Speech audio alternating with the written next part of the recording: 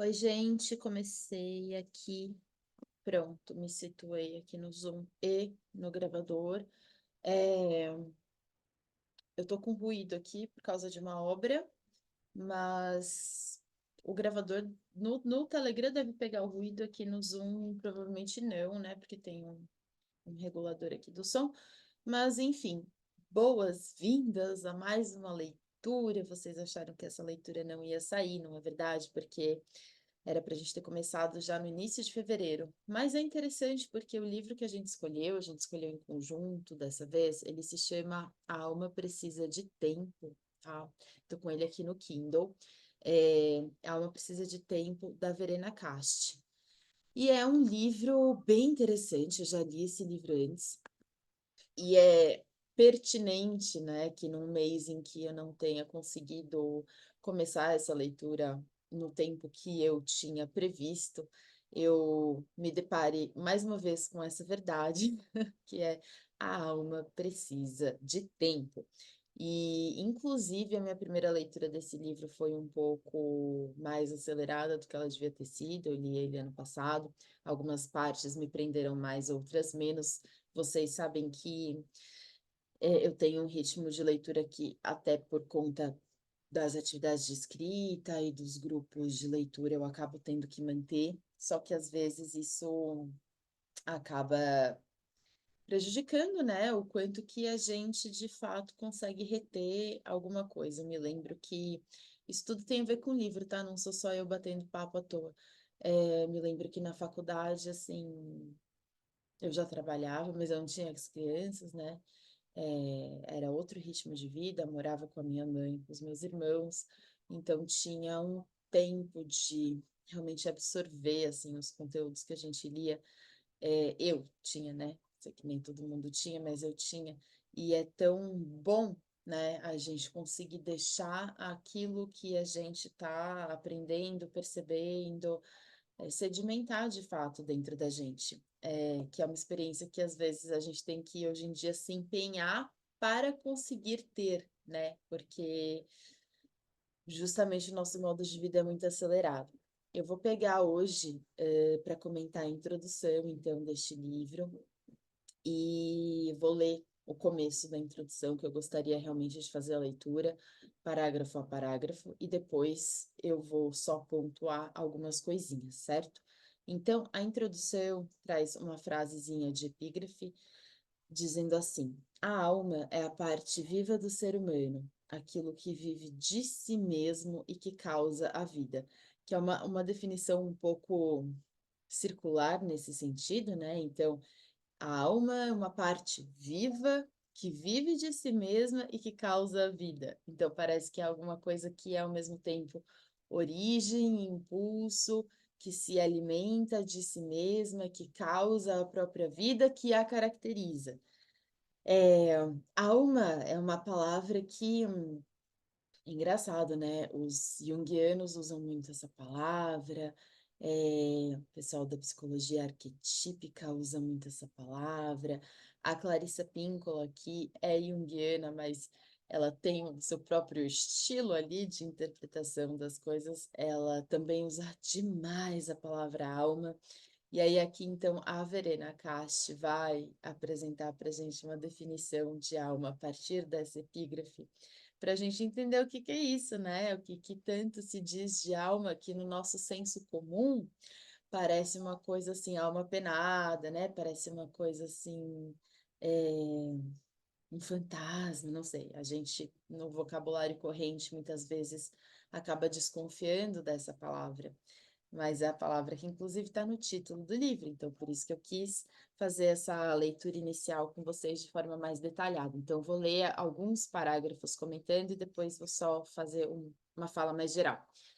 Então, ela diz assim: a alma é a parte viva do ser humano, aquilo que vive de si mesmo e que causa vida.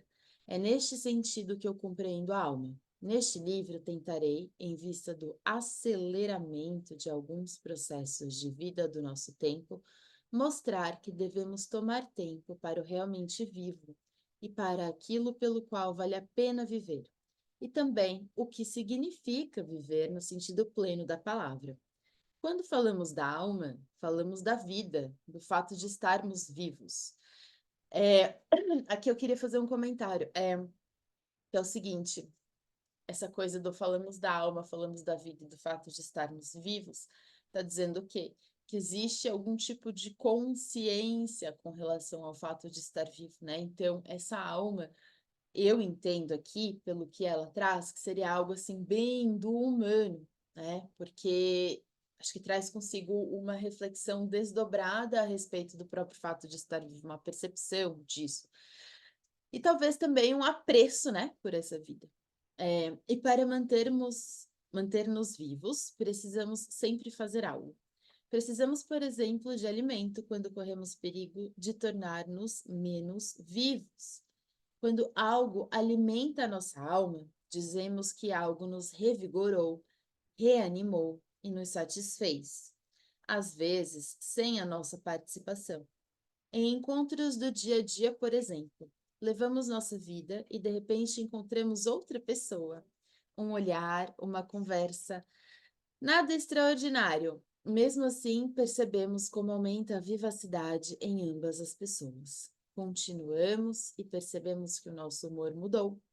Sentimos-nos mais animados, mais vivos, mais emocionais, mais corajosos, tocados pela outra pessoa, tocados por algo diferente. Um livro, uma história, uma obra de arte, uma música, a natureza também podem nos animar, né? E aí, vou fazer um comentário breve aqui.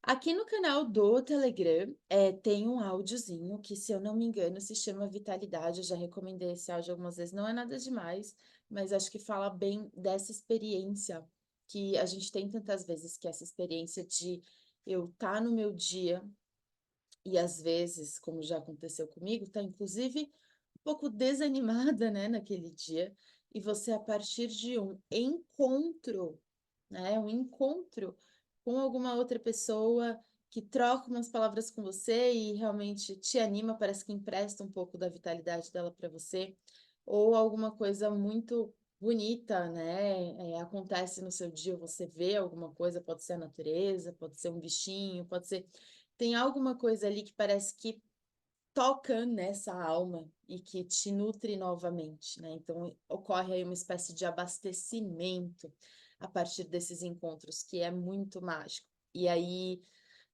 eu acho que eu comento isso no áudio, neste áudio chamado Vitalidade, tem um fragmento do mito da Perséfone e da Deméter, né? Então, quando Deméter está ali lamentando, chorando a perda, o sumiço, o rapto da sua filha, tem um momento em que ela, muito melancólica, se encontra com a deusa Balbo. E a Balbo, que é a deusa, né, do ventre, tem uma referência forte aí à sexualidade, ela né, bom, vocês vão ver a caracterização dela como é, se vocês forem atrás, né, da Balbo, é, ela tem toda uma distensão corporal muito ligada ao humor, um humor mais escrachado, uma dança mais solta, e com isso, esse encontro da Deméter com a Balbo vai tirando a Deméter dessa posição. Tem, para vocês olharem para esse fragmento, se eu não me engano, tem a descrição só desse pedacinho num capítulo de Mulheres que Correm com os Lobos, em que ela fala da sexualidade. O capítulo se chama O Cio, eu acho. E agora, a recuperação da sexualidade sagrada, algo assim. Não estou lembrando de cabeça que capítulo que é. Talvez seja o 11, mas aí depois vocês olham, tá? Acho que é o 11. Bom, depois vocês dão uma olhadinha. E também tem um livro que, deixa eu ver se eu tô com um negócio aqui aberto que eu posso pegar o título para vocês. Tem um livro que tem uma análise muito legal, achei. O livro se chama Venenos e Antídotos. Ensaios sobre a clínica junguiana, mitologia grega. Deixa eu abrir a capa para a gente ver aqui mais dados. Tem um ensaio nesse livro que vai analisar a posição da Deméter. É super legal, tá? É da Silvia Mello Silva Batista, certo? E aí, o capítulo aqui no sumário, ele não está nomeado. Deixa eu ver se eu acho aqui, só para a gente ter, vocês anotarem essa referência, se vocês quiserem, porque é muito bacana mesmo e ajuda a gente a pensar mais ainda sobre isso, mas esse livro todo, ele é belíssimo, bem bonito mesmo. Vamos lá, deixa eu ver, cadê? Édipo não, Destino também não, deve estar mais para o final. Abusos psíquicos, bem interessante, hein? Inveja e criatividade. Achei. Chama-se, o capítulo que fala da Deméter é o seguinte: depressão ou catábase, refletindo sobre profundezas da psique, da perspectiva dos mitos de Deméter, Core Perséfone e Hécate, tá? Então, vocês podem dar uma olhadinha nessa referência se vocês quiserem conhecer melhor essa história. Agora eu vou voltar aqui para o livro. Ela continua, então. Esse ânimo pode também vir de dentro, quando sonhamos. Um sonho muito lindo ou muito terrível que nos impressiona de forma duradoura e talvez até nos abala. Nós nos sentimos revigorados. Pode até ser desagradável, mas algo está acontecendo. Nossos pensamentos voltam para esse sonho, para as imagens que ele nos mostrou. Essas imagens prendem nossa atenção e evocam outras imagens importantes para nós, lembranças de experiências e sentimentos do dia a dia, talvez até com lembranças atordoantes, mas estamos revigorados. E assim olhamos a vida de forma diferente, de outro ponto de vista. Conseguimos reconhecer um sentido numa situação que até então fomos incapazes de ver. O sonho nos revigorou nossa vida. Gente, essa sensação, né, esse ser afetado por alguma coisa, por um encontro, por um sonho, por uma imagem, né, por uma obra de arte, é algo que cada um de nós experimenta de uma forma, evidentemente, né, muito subjetiva, mas isso que é quase uma recuperação do entusiasmo pela vida. A vida ganha um brilho, é como se quase como se fosse uma centelha de enamoramento ali de novo, que acontece com a gente. É muito legal. E aí ela vai dizer o seguinte, né? Que ela gosta de vários aspectos da vida que são corridos. Vários aspectos que têm mudanças mais velozes, que têm uma certa aceleração. Só que todas as coisas parecem que vão chegando nessa esteira da aceleração, do acontecer muito rápido, do precisar de um prazo muito definido. E aí ela, né, também se refere ali à pressão de a gente resolver questões emocionais, psicológicas, muito rápido, como se todos os processos a gente precisasse dar conta deles tão facilmente, tão rapidamente, de uma forma tão acelerada quanto substituir, sei lá, a peça de um carro, por exemplo, que não é a mesma coisa, né? Então, ela quer falar o quê? Do equilíbrio entre as necessidades do mundo interior e as exigências do mundo exterior. Esse equilíbrio, ela diz, precisa ser recalibrado constantemente. Isso faz parte da existência humana. E hoje em dia, a aceleração, a experiência de mudanças rápidas na vida social, muitas vezes dentro de uma única geração, faz parte do mundo exterior.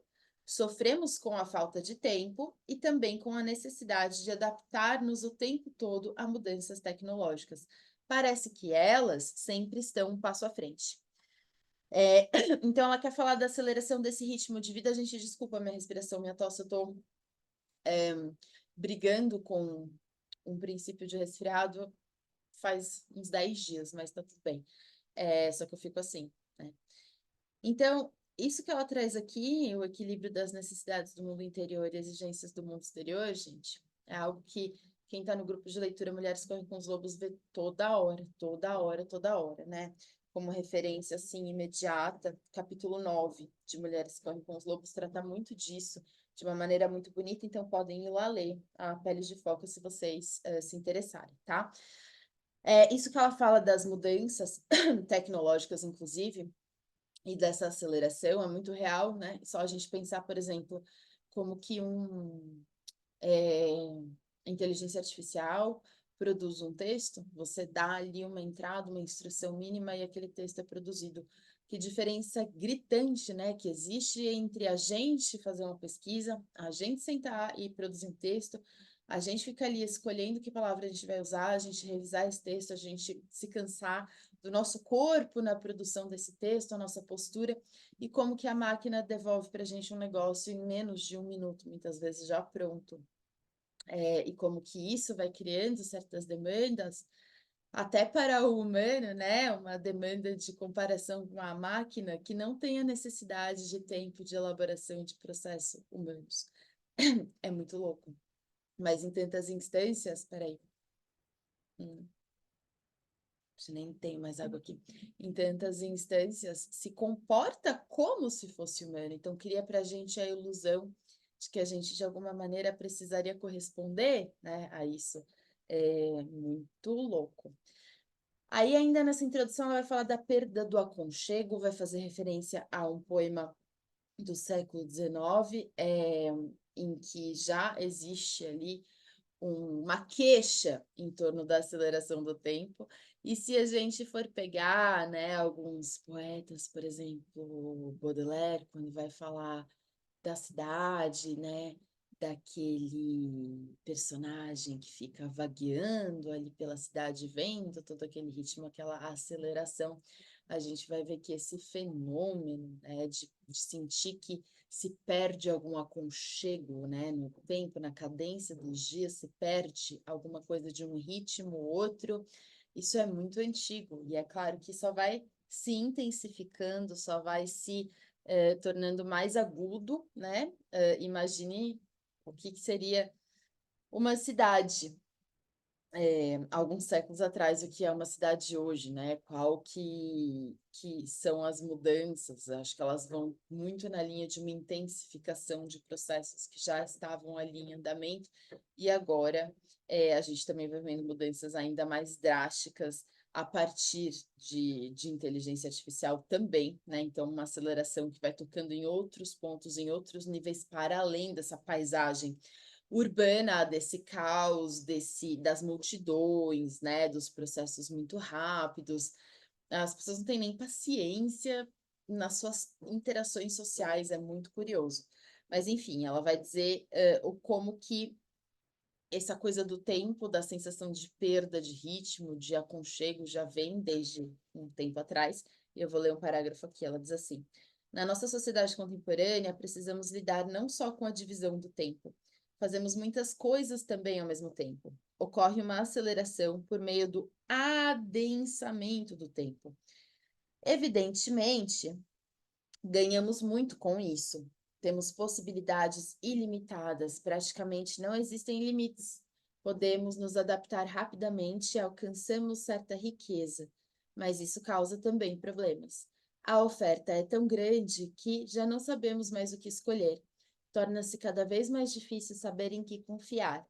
Perdemos a capacidade de nos concentrar em algo. Perdemos facilmente também a paciência. Né? Então, concentração, paciência, escolher. Ano passado eu dei, acho que foi ano passado, começo do ano passado, a gente fez a oficina de escrita do vazio, e isso foi algo que apareceu bastante, né? Assim, quanto mais escolhas eu tenho, quanto mais opções eu tenho, mais eu me angustio, né?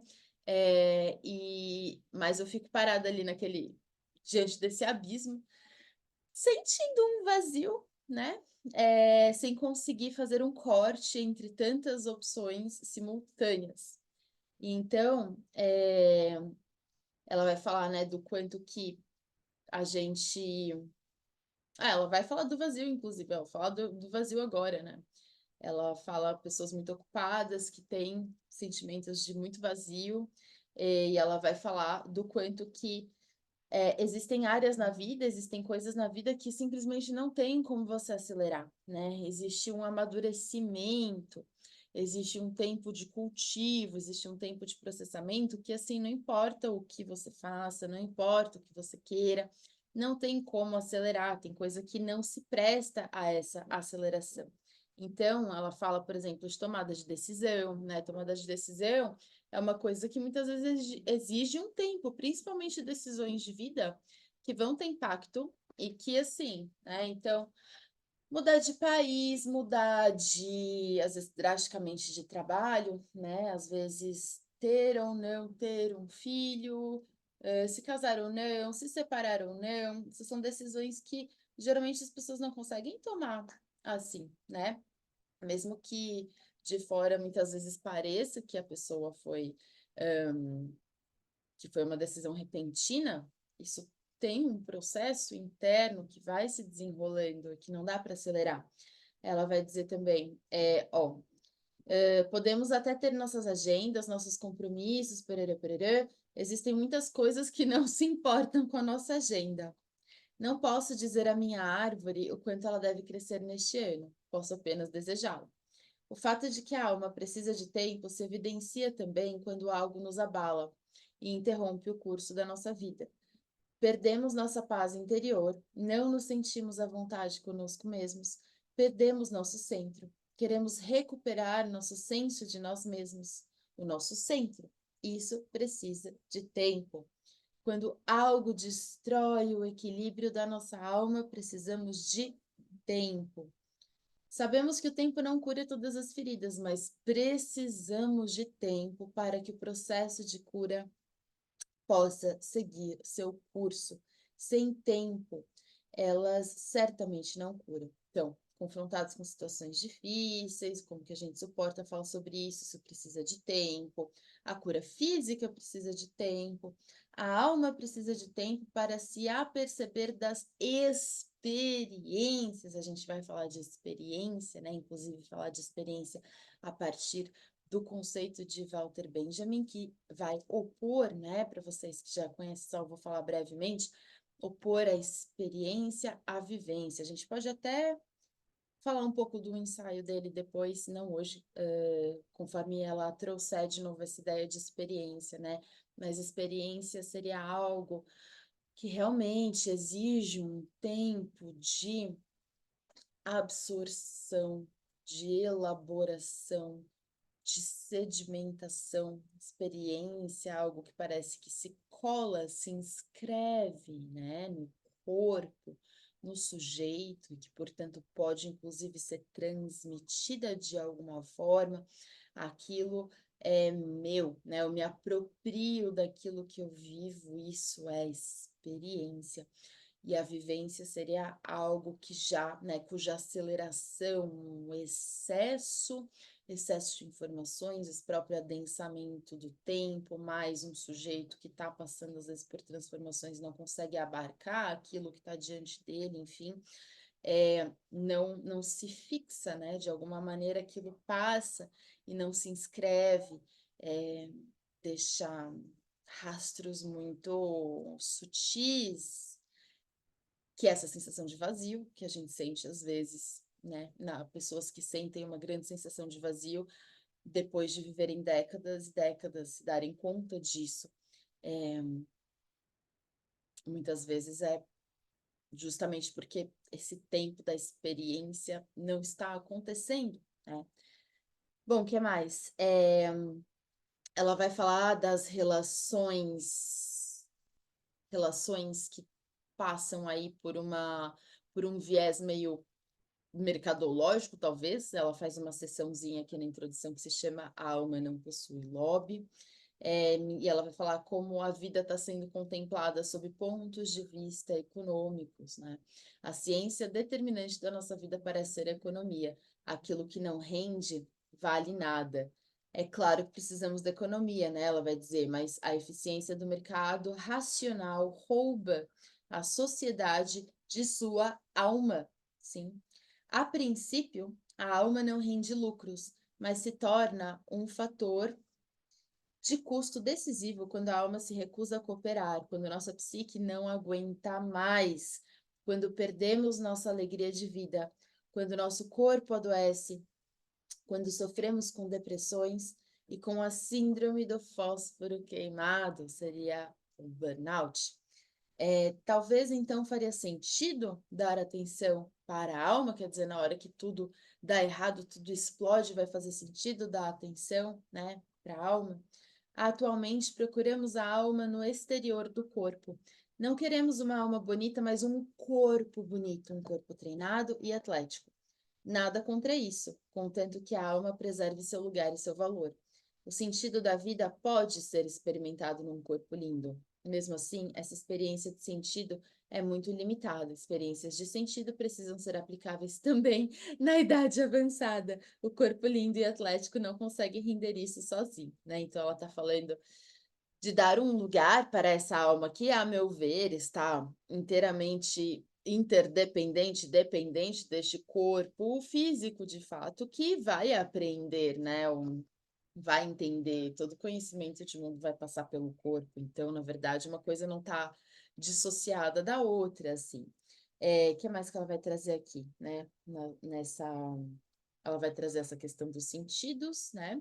O quanto que os sentidos têm a ver também com um certo estado de presença, porque a gente vai se alienando muito das coisas, né? A gente se aliena do nosso próprio corpo, das sensações corporais, a gente aprende a ignorar dores, necessidades, sensações, a gente aprende a reduzir também todas as zonas erógenas do nosso corpo a basicamente uma ou duas ali, a gente vai se anestesiando e também se anestesiando para o entorno, para o que está acontecendo, principalmente hoje em dia que a gente fica muito com o celular na mão, o tempo todo, muitas vezes as relações estão deixando de ser construídas porque a gente está focado ali num mundo paralelo que nos demanda atenção e que nos entrega muita informação, muitas imagens, né?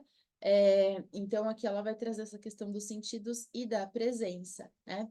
E ela vai terminar dessa maneira essa introdução, falando dos sentidos. Deixa eu ver se eu quero pegar aqui. Vamos colocar aqui. Vou ler o último parágrafo, tá? Da introdução, e aí a gente encerra. É possível que uma desapropriação dos sentidos se contraponha à experiência concreta dos sentidos. Quando desapropriamos os sentidos, eles continuam a nos orientar no mundo, mas são incapazes de nos dar prazer. Eles nos permitem a funcionar, mas a ligação com a experiência interna, com uma vivência aprofundada do mundo, se torna indesejada. Cheap thrills, né? Assim, emoções baratas, arrepios, coisas que acontecem, mas que não chegam, não tocam numa profundidade. Eu nem quero essa profundidade, eu rechaço essa profundidade, eu não consigo fazer vínculo com isso. A vida pode até se tornar mais fácil e mais rápida, mas deixamos de fazer experiências profundas, não criamos mais vínculos com o mundo. Nossos estados físicos já não importam mais tanto. O quanto desprezamos nossos sentidos, também sob a tirania do tempo, se evidencia quando passamos a transmitir experiências emocionais importantes como mera informação e não mais como narrativas. Desapropriar os sentidos significa também ignorar os sentidos e deixar de exercitá-los. Nossas refeições poderiam ser uma festa para nossos sentidos, mas muitas vezes não o são. Quando comemos correndo com nossos pensamentos voltados para outra coisa, sem degustar a comida, perdemos algo. Uma existência sensorial seria enriquecedora. A vida aconteceria realmente onde estamos e não onde estamos. Onde não estamos, perdão. Li de um jeito que não fez sentido nenhum. A vida aconteceria realmente onde estamos e não onde não estamos, tá? Uma vez, eu até fiz um texto, né? Uma professora da universidade que eu tive, que era professora minha de latim, eu não vou lembrar o que era, né, gente? Eu não vou lembrar de jeito nenhum, mas ela fez referência a um texto, e no texto, o carinha falava umas coisas de um jeito muito bonito, que basicamente, assim, dava uma definição de felicidade, que é uma definição que eu acho que a gente até conhece bem, mas que não custa reforçar, que é simplesmente estar onde se está, ou querer estar onde se está, né? Isso é estar bem. Que a vida esteja acontecendo, por exemplo, agora eu estou falando com vocês aqui, E a vida está acontecendo aqui, né? Então, isso aqui é a minha vida agora. Eu estar gravando esse texto aqui, né? Essa fala aqui para vocês é o que a vida está. É a vida agora. E a gente sempre está pensando, né? Com muita frequência, pensando na próxima coisa, ou numa coisa que já passou, ou numa coisa que é uma pendência. Olhei aqui para minha lista de tarefas enquanto falava isso, né? Então, a gente parece que, ou então adia muito, a gente faz isso bastante, né? Adia muito a vida para quando? Então, quando eu for, quando eu tiver, quando passar, depois de não sei o quê, né? Então, a gente vai adiando como se ali, então, eu fosse dar permissão para a vida acontecer. Então, que ela vai dizer assim: não, gente, a vida, né, uma existência sensorial seria aquela em que eu estou vivendo onde eu estou vivendo, e não que eu estou aqui, mas eu estou vivendo em outro lugar, né? São as pequenas alegrias que costumam aumentar a nossa qualidade de vida e que criam uma harmonia entre nós e o mundo, tá? Então, ela termina assim a introdução. Eu vou terminar esse vídeo assim também, porque enquanto eu falava que eu tenho que estar vivendo aqui neste momento, eu me dei conta também que faltam só 10 minutinhos para pegar a Lorena na escola. Então, é o seguinte, nós estamos no dia 20 de fevereiro de 2024. Eu não vou terminar esse livro esse mês, evidentemente, só temos mais uma semana em fevereiro. Então, eu vou fazer no ritmo da minha alma, que vai ser mais ou menos aí um novo comentário, um novo áudio a cada semana ou a cada 10, 15 dias, e vamos tocando o barco dessa maneira. Se eu conseguir condensar alguns capítulos juntos para um vídeo só, eu faço isso, mas com certeza no próximo vídeo e áudio vou falar sobre o capítulo 1, que se chama Ressonância, e aí vamos caminhando por aí. Espero que vocês tenham gostado. Deixa eu interromper aqui as gravações e até a próxima.